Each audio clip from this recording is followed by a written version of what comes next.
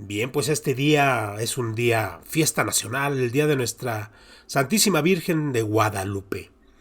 Felicidades a todas las lupitas que están sintonizando nuestro programa.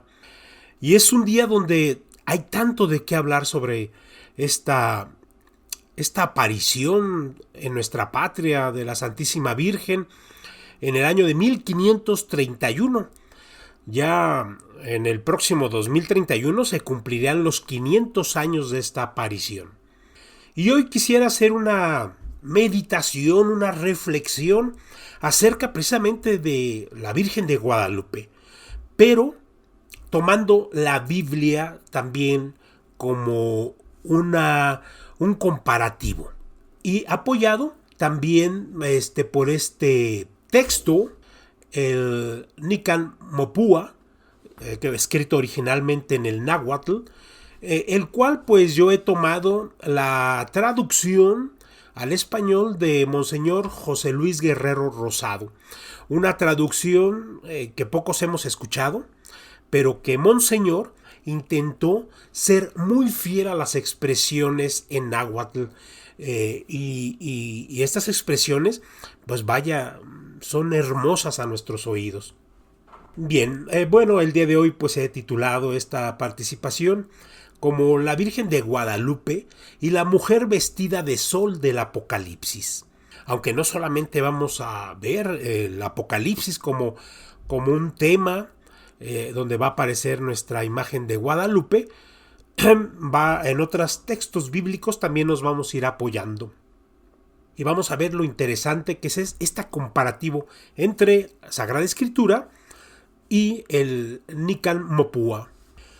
Bueno, para comenzar, quisiera que pudiéramos recordar, los que rezan el rosario, los que no lo rezan pues no se van a acordar, que a María, ahí en las letanías al final del rosario, pues se le reconoce como la reina de los profetas. Y, y cuando hablamos de reina de los profetas nos estamos refiriendo no solamente a los profetas del Antiguo Testamento, Isaías, Jeremías, Daniel, Oseas, Zacarías, bueno, tantos que aparecen, sino también de los profetas del Nuevo Testamento, pero también de los profetas de nuestros tiempos y de la historia de la Iglesia. Ella es la reina.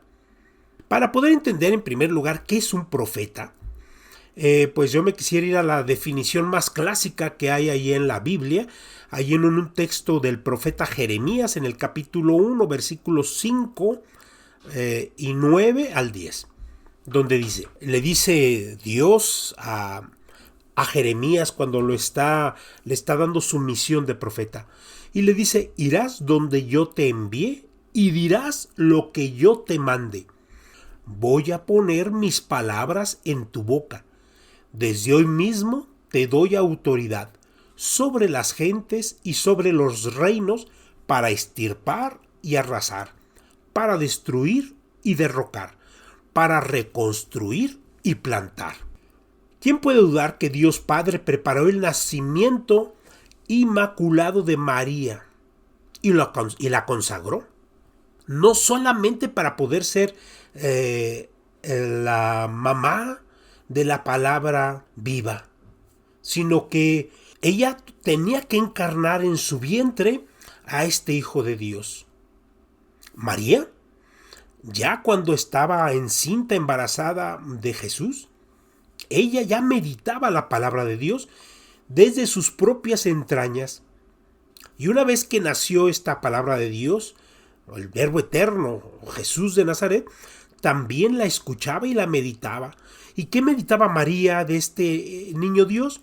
Meditaba sus risas, meditaba sus juegos y su llanto. Por último, fue destinada a todas las naciones, así como a los profetas del Antiguo Testamento. Recordemos estas palabras que le dice Dios a Jeremías. Dice: desde hoy mismo te doy autoridad sobre las gentes y sobre los reinos. Así María fue destinada como profeta a todas las naciones. Y recordemos este texto de Lucas capítulo 1 versículo 49, donde dice: desde ahora todas las generaciones me llamarán bienaventurada. Esto dice María en el Magnificat. Desde ahora todas las generaciones me llamarán bienaventurada, me llamarán feliz, me llamarán gozosa. ¿Por qué? Porque ella ha sido enviada a estas generaciones, a estas naciones. La Virgen María fue designada y consagrada por Dios Trino como una mensajera por excelencia. Ella habla para los hombres de ayer y de hoy, usando las mismas palabras, actitudes y autoridad de los profetas del Antiguo Testamento. Ella tiene autoridad para anunciar la voluntad de Dios, pero también para denunciar y destruir el pecado. Como todo profeta, anuncia la palabra de Dios, pero también destruye y señala todo aquello que es pecado y que va contra la voluntad de Dios. María es reina, es profeta que dirige el resto fiel del ejército de la luz para combatir con las armas de la verdad contra los ejércitos de la oscuridad comandados por el gran dragón. Nadie puede dudar que las apariciones de la Virgen de Guadalupe tuvieron un fuerte sentido de anuncio para que naciera la palabra de Dios en estas tierras de América. Por eso, a Guadalupe le dan los títulos de evangelizadora y catequista de nuestras tierras. Pero también vamos a ver cómo la Virgen de Guadalupe tiene un fuerte sentido profético, no solo para México, sino también como preparación del mundo para su segunda venida. Por eso no es de extrañar que en medio del Adviento, siempre todos los años, en medio de nuestra celebración de Adviento, que es la espera de Jesús, no solamente de su nacimiento entre nosotros, sino de su venida al final de los tiempos. A medio Adviento está la gran celebración de Guadalupe. En la mitad. No es de extrañar, porque es la Virgen la que nos trae a Jesús. Y Guadalupe, la Virgen de Guadalupe, no solamente nos trajo a Jesús en Belén, sino también nos va a traer a su Hijo. Ella nos va a llevar para el encuentro con su Hijo como Rey, cuando llegue triunfante en su segunda venida. Por eso, la Virgen de Guadalupe tiene esta misión profética de llevar a México y al mundo a este encuentro. Para esto, pues me gustaría empezar a hacer un comparativo de algunos textos del Nican Mopúa, con la traducción de Monseñor José Luis Guerrero, y algunos textos de la Biblia. Y vamos a hacer el primer comparativo. La Virgen de Guadalupe es la misma doncella que da luz al Emanuel, o sea, a Dios con nosotros, que ya anunciaron los profetas. Bien, nosotros sabemos que la aparición de la Virgen de Guadalupe en el año de 1531, fue en el Tepeyac, aquí en la Ciudad de México, y que se apareció embarazada de nuestro Salvador. Ella apareció embarazada. Por eso, en su imagen de gayate, aparece con un cinto negro sobre su vientre y su vientre se ve abultado. Y esta cinta era un signo tradicional entre los antiguos que designaba que esta mujer estaba encinta. Y en el centro de la imagen, debajo de este cinto negro, aparece una pequeña flor.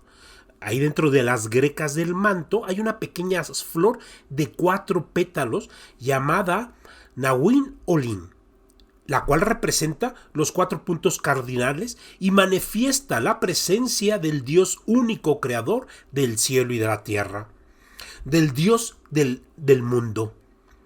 Ahora, si nos vamos a nuestros textos de la Biblia, vámonos por ejemplo a Génesis capítulo 3 versículo 15, donde nos dice, precisamente después de la caída de Adán y Eva, donde Dios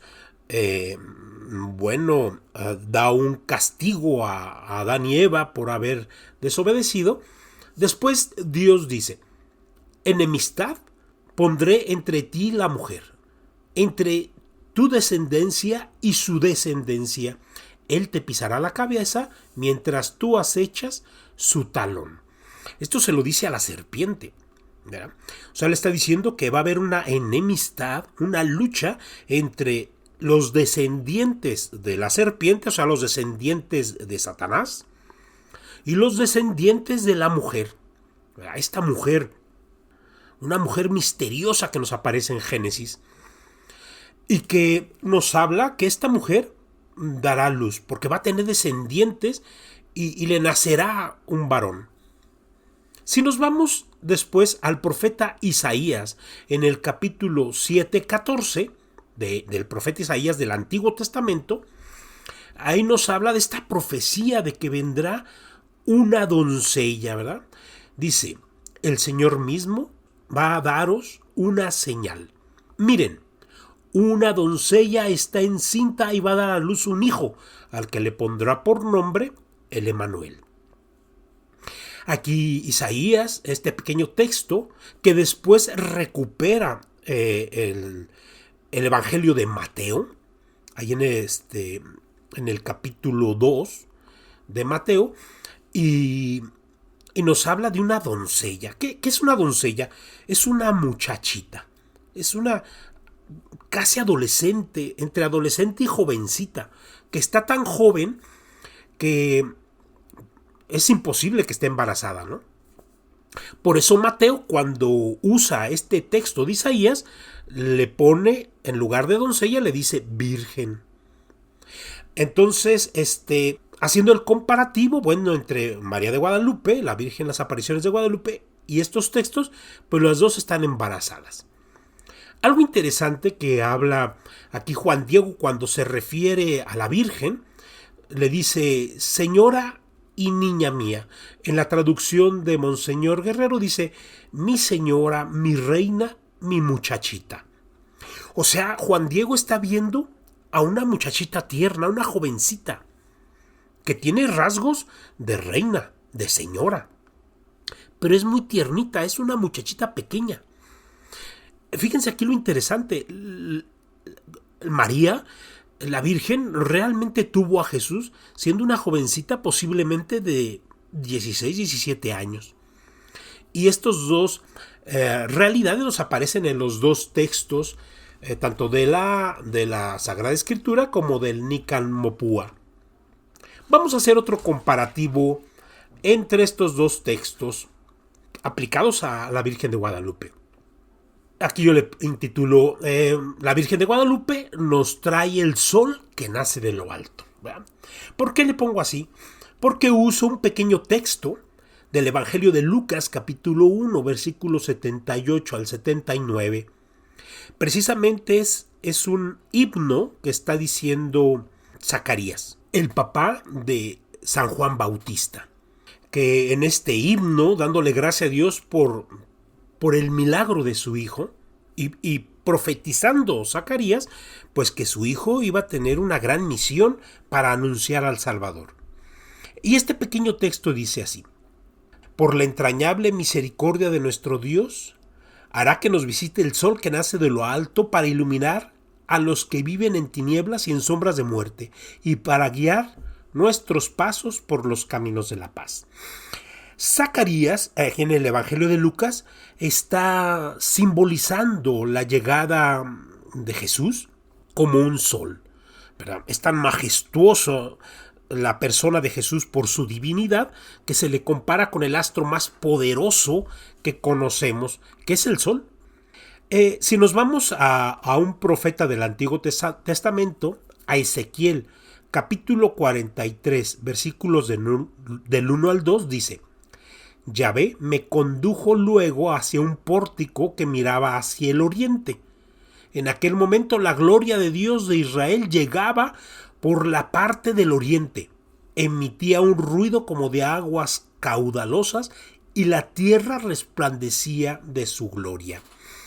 Aquí el profeta Ezequiel está teniendo una visión de lo que va a pasar en el futuro, cuando Dios regrese a Jerusalén, porque él tuvo una visión de que Dios abandonaba Jerusalén, el templo de Jerusalén, por tanto pecado que había en Jerusalén y aún entre los sacerdotes.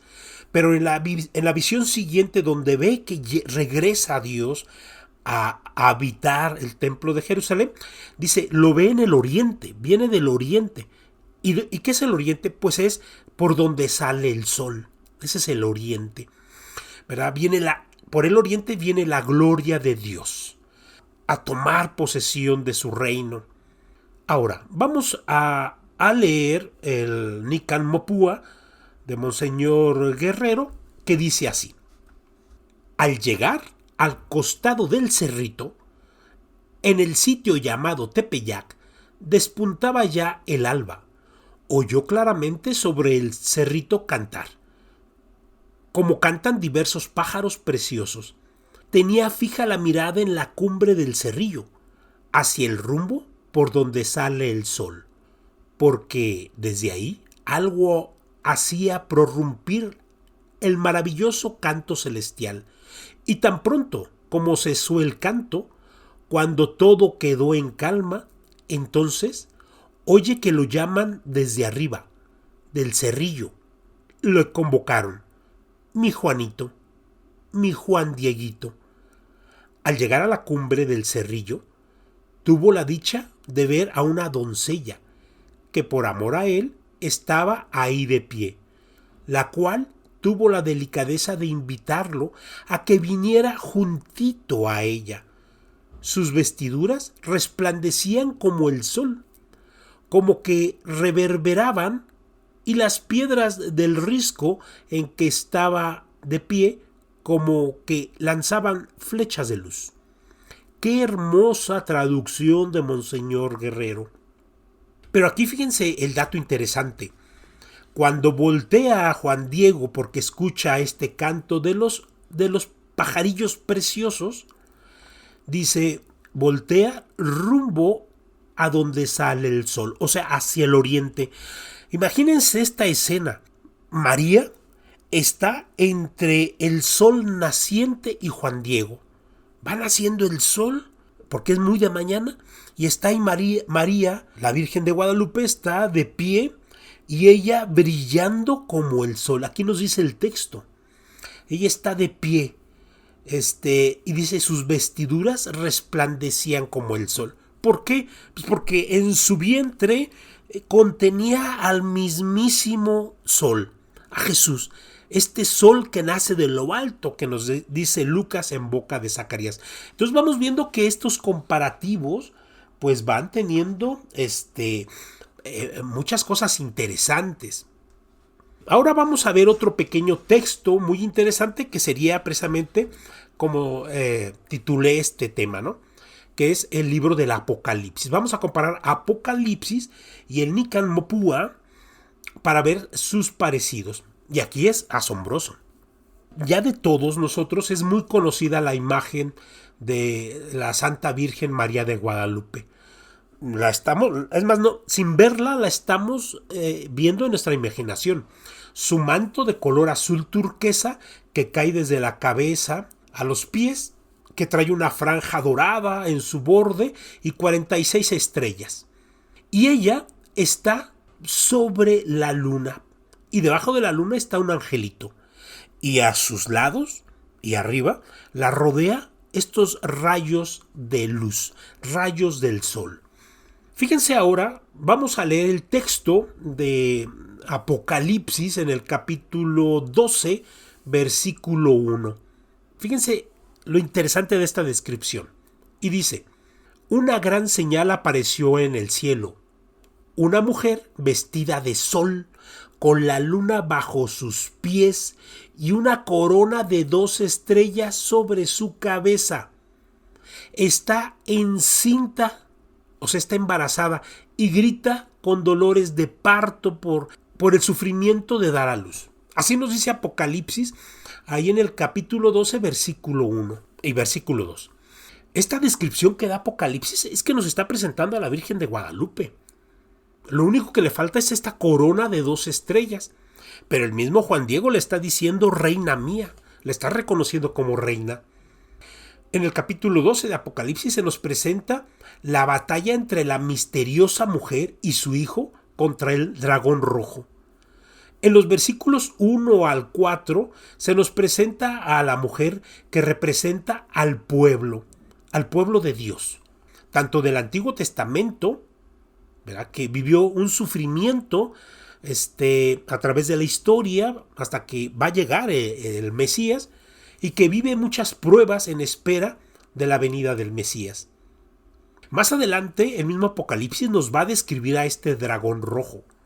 Pero sabemos que este dragón rojo es el mismísimo demonio. Es el enemigo de Dios y enemigo de Jesús, el Verbo eterno. Es homicida, es asesino, es el que incita a la violencia, por eso es de color rojo. En el versículo 5 del Apocalipsis, capítulo 12, la mujer da a luz a un hijo varón. Y ahí dice en el Apocalipsis, este hijo varón es el que ha de regir, ha de gobernar a todas las naciones. Estamos viendo claramente a la Virgen María, la perfecta israelita, en quien se cumplen todas las promesas del Antiguo Testamento. Y su hijo, claramente, es Jesucristo, que durante su vida terrestre y su ascensión a la derecha del Padre, está narrado pues, en nuestro Nuevo Testamento. Allá en el capítulo 12 de Apocalipsis, versículos del 13 al 14, esta mujer es perseguida por este dragón y es llevada al desierto para ser allá alimentada. El desierto es el lugar donde va a ser cuidada por Dios. El desierto para los israelitas es el lugar del encuentro con lo divino y es donde Dios protege, donde Dios te alimenta con su maná y con la carne de las codornices. Es el lugar donde Dios también cuida a su pueblo de sus enemigos. Por eso Apocalipsis dice que a esta iglesia, que es comandada por esta reina, por María, esta iglesia de hoy está llevada pues a un desierto, donde los que se mantienen fieles a Jesucristo, al Padre, comandados por María, pues serán preservados. Hoy vemos estas persecuciones que están encarnadas y que las podemos descubrir en las tentaciones, en el pecado que cometemos nosotros y que cometen todos, en la violencia desbordada, en los asesinatos crueles, en el aborto, en la corrupción y en la depravación. Esa es la gran persecución que hoy hace este dragón rojo.